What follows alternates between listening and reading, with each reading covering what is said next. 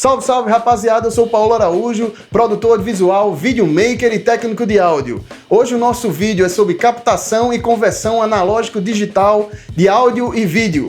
Roda a vinheta!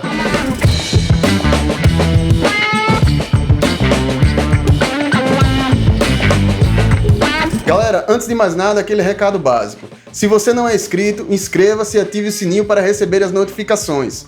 Curte, compartilha, comenta e me segue nas redes sociais. Vamos ao nosso assunto? Galera, nosso primeiro tópico é como se dar a captação de áudio. Primeiro você tem a fonte sonora, seja um ator, um instrumento musical ou até mesmo a ambiência. Esse som vai se propagar pelo ar até atingir a cápsula do seu microfone. Pode ser ele um shotgun, lapela, com características do tipo que ele seja omnidirecional, bidirecional, supercardioide, superdirecional. Todas essas características vão influenciar em como você vai captar. A gente está falando de microfones audiovisuais. O microfone de lapela, por exemplo, ele é muito focado nas regiões de médio e médio agudo, que é onde está a voz humana. O shotgun também, só que o shotgun acaba também pegando as frequências médio graves e um pouco dos graves também, mas só que ele tem ênfase nessa região dos médios agudos e agudos. Cada microfone ele tem uma curva de resposta, onde você vai ter frequências que ele acaba sendo, que essa cápsula, que esse microfone acaba sendo mais sensível. Mas o que é que acontece? O sinal de áudio vai receber essas características do microfone, vai se transformar num sinal elétrico, caminhar pelo cabo até chegar no seu gravador, onde ele vai ser convertido no sinal digital. E é onde você, como técnico de áudio, interfere nessa conversão analógico-digital dentro do seu gravador de áudio. Existem dois parâmetros fundamentais que você vai ter acesso e que geralmente vão estar presentes em todos os gravadores para que você possa regular, que é o bit depth, que é a profundidade, o range dinâmico, e o sample rate, a taxa de amostragem desse áudio. O primeiro parâmetro que eu falei anteriormente, que a gente vai falar, é do bit depth, do dynamic range, do range dinâmico. É a representação digital de toda a dinâmica do seu áudio, do som mais sutil, suave, baixinho, até uma explosão, até o grito de um personagem, até o sussurro de outro. Então toda essa variação dinâmica está representada no seu bit depth. Existem dois tipos de valores que você pode escolher dentro do seu gravador, nas configurações do seu gravador. São 16 bits e 24 bits. Em 16 bits, você vai ter essa profundidade dinâmica em dBFS, que seria do 0, que é o pico máximo, a 96, que seria o seu piso. E no caso de 24 bits, você teria seu pico máximo em 0 e seu piso em 144 dB. Então, quanto maior o seu bit depth, melhor a representação dinâmica do seu áudio. Outro parâmetro de escolha que você vai encontrar dentro do seu gravador é o sample rate, a taxa de amostragem. O que seria o sample rate? São a quantidade de amostras por segundo que você vai ter daquele áudio. Sabe-se que a audição humana é compreendida entre 20 Hz e 20 kHz. Segundo o teorema de Nyquist, a gente deveria ter no mínimo o dobro da amostra para reproduzir todo o espectro da audição humana. Então, digamos, dentro do nosso gravador a gente vai encontrar dois tipos, 44.1 kHz e 48 kHz. Esses são os mais usuais. Você tem gravadores que tem 96 kHz ou até mais do que isso que você pode encontrar lá dentro dos seus gravadores. Mas o mais comum, a maioria, você vai ter 44.1 e 48 kHz. O que isso significa? Você vai ter, por segundo, 44.100 amostras do áudio captado. E em 48 kHz, você vai ter 48.000 amostras por segundo do áudio captado. Com esses valores, você vai ter muito mais detalhes da sua onda. Às vezes a gente pensa que uma onda de 44.100 amostras por segundo, você tem um resultado já satisfatório. Só que vamos pensar o seguinte, você tem uma onda grave é mais lenta. Então, tipo, você vai ter uma representação muito boa dessa onda. Se ela vai estar em 44.1 kHz ou 48 kHz, você ainda vai ter uma representação. Mas numa onda aguda, que se movimenta, que se propaga numa velocidade alta, quanto mais aguda, mais rápida é a variação dessa onda. Certas frequências, por garantia, são muito melhor captadas em 48 kHz. Você tem uma garantia de que essas ondas agudas vão ser melhor captadas. O que se convencionou, no mínimo, hoje em dia, quando você está falando de uma produção audiovisual, é gravar em 24 bits, 48 kHz. Agora, galera, a gente vai falar do que acontece no vídeo. Qual é o elemento que está na linha de frente quando você vai fazer uma filmagem?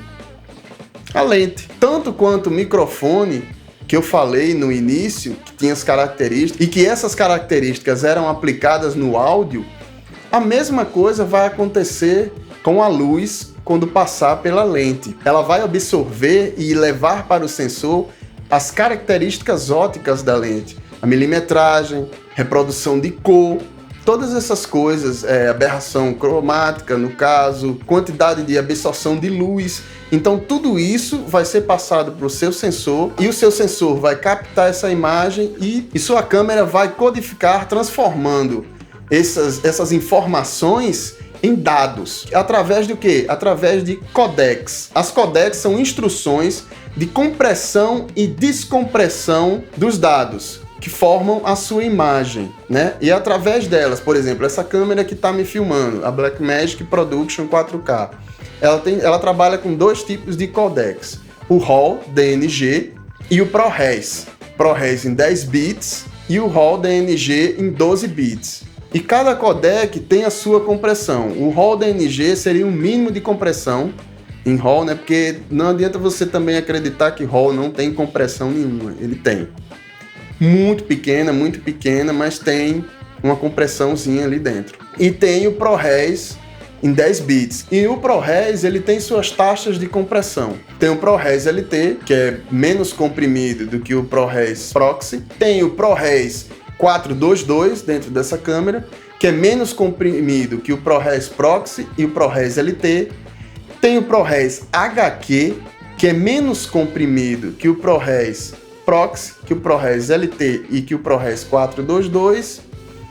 E tem o RAW DNG, que é o que sofre menos compressão e ele ainda tem uma taxa de bits maior, que é de 12 bits. Cada compressão dessa, ela tem um bitrate. E o bitrate vai variar de acordo com a compressão que essas codecs forem sendo aplicadas, né? Os formatos de compressão que essas codecs forem sendo aplicados. O que são essas taxas de 12, 10 bits que uma câmera tem, que ela pode filmar?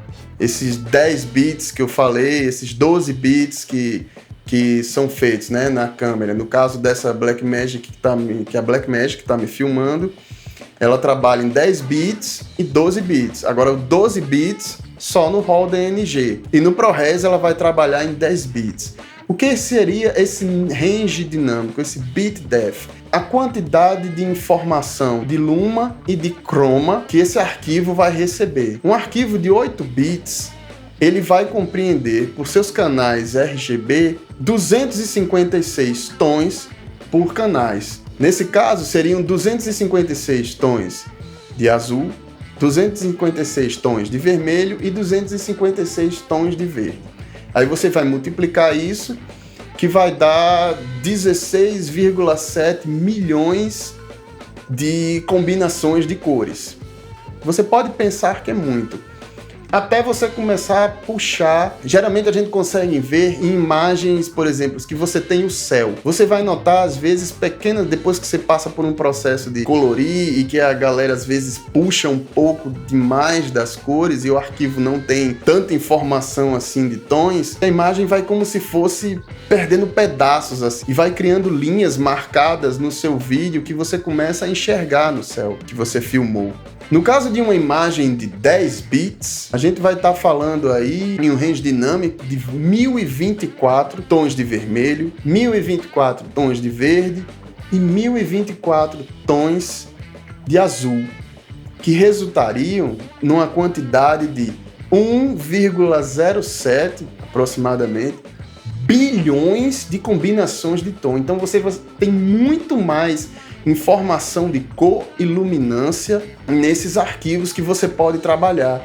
Você vai ter muito mais tonalidades de cores num arquivo de 10 bits do que você teria num de 8 bits. E quando você passa para arquivos RAW, como dessa câmera, que faz 12 bits, tem câmeras da Canon, tem câmeras da Panasonic, ou até da Sony mesmo, que é a linha de cinema, que você vai ter aí 12, 13 bits de range dinâmico. E, por exemplo, a Alexa, você vai ter aí até 16, dependendo da câmera, do modelo que seja. É muita informação e é como a gente vê no cinema. Você acaba depois na pós-produção ganhando um poderio de manipulação e de escolha de você poder transformar completamente as cores de uma imagem. Outra coisa que a gente pode falar também é de chroma subsampling, né? Que são compressões de cor. Não sei se vocês já ouviram falar sobre 444, 422, 421, 420. O que significa isso quando você vai olhar dentro dos parâmetros da sua câmera? Você vai ter, por exemplo, em 444, a cada 4 pixels, a informação de luminância e informação de cor. Em 422, você vai ter a informação de a cada 4 pixels, 4 de luminância, 2 de cor. Em 420, que é como a gente encontra na maioria das câmeras que a gente vê, câmeras híbridas, né? Não câmeras de cinema, mas câmeras de fotografia e de vídeo, elas vão trabalhar em 420. O que seria isso? Que a cada 4 pixels, você vai ter 4 de informações de luminância. Porém, você vai ter uma mistura. Na verdade, vai ser o resultado, uma média dos 4 pixels para definir a cor. Você não tem uma informação muito detalhada de cor que possa ser reproduzida no final. Outra coisa que é muito comum da gente falar também é do sample rate, a quantos bits você vai gravar. Tem câmeras que você consegue regular a taxa de megabits que você vai gravar. E às vezes são de 100, 50, e quanto mais bits, mais informações você tem, mais detalhes vão estar sendo armazenados no seu arquivo. Bom, galera, na real o que eu queria com esse vídeo era despertar a curiosidade de vocês e também fazer um jogo aqui no final das contas. Mostrar o que a gente tem no áudio, mostrar o que a gente tem no vídeo e ver onde é que estão as similaridades disso, até expressões parecidas que a gente usa. Por exemplo, quando a gente está escolhendo a profundidade dinâmica do nosso áudio, é muito próximo de quando a gente escolhe na profundidade, no range dinâmico da nossa imagem. Quanta informação dinâmica o nosso gravador de áudio vai acumular. Como a nossa câmera, o quanto ela vai acumular de informação de cor e de luminância, né? De detalhes, de tons diferentes. Outra similaridade que a gente pode encontrar entre áudio e vídeo é no sample rate do áudio e no frame rate da sua câmera. No frame rate da sua câmera, você vai escolher se você vai rodar seu filme em 24 frames por segundo, se você vai rodar em 30 FPS, se você vai rodar em 60, 120 e por aí vai. Dependendo da câmera, tem vários tipos de frame rates. O que é que acontece no seu gravador de áudio? Você também vai poder escolher a taxa de amostragem por segundo, o sample rate do seu áudio. Se vai ser em 44.100 amostras por segundo, 44.1 kHz, ou se vai ser em 48 kHz, que seria 48.000 amostras por segundo. Tem gravadores que fazem 96 kHz, que seriam 96.000 amostras por segundo, e por aí vai. Isso também é uma das similaridades. Então, se a gente for observar, não é um raciocínio tão distante o que acontece entre áudio e vídeo. Na verdade, a gente está pegando sinais analógicos, sejam eles de áudio ou luz, estão sendo convertidos para dados. No caso do vídeo, a gente vai transformar esses dados em imagens, E no caso do áudio, a gente vai transformar esses dados em som. Então, galera, eu espero que vocês tenham gostado e a gente se encontra no próximo vídeo. Qualquer coisa, deixa no comentário aí as observações, o que vocês puderem acrescentar. Na verdade, eu quero gerar aqui a discussão, gerar o debate, gerar a curiosidade e gerar a pesquisa. Espero que vocês tenham gostado e até o próximo vídeo.